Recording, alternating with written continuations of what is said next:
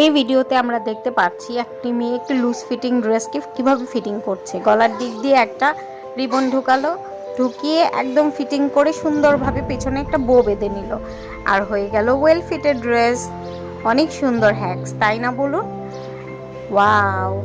এখন আমরা দেখবো আরেকটি মেয়ে একটা ড্রেসটাকে পরে দেখছে লুজ ফিটিং, এটাকে কিভাবে ডিআই করা যায়। সে সুন্দর করে ড্রিপ করে পিছন দিয়ে একটা গিটো দিয়ে দিল এবং সেটি তার শরীরের সাথে একদম ফিটিং হয়ে গেল। Wow, how smart she look like. Wow, আসলেই ওয়াও, তাই না?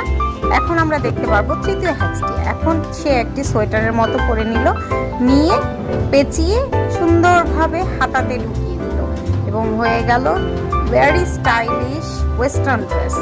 আসলেই জিনিসটা সুন্দর।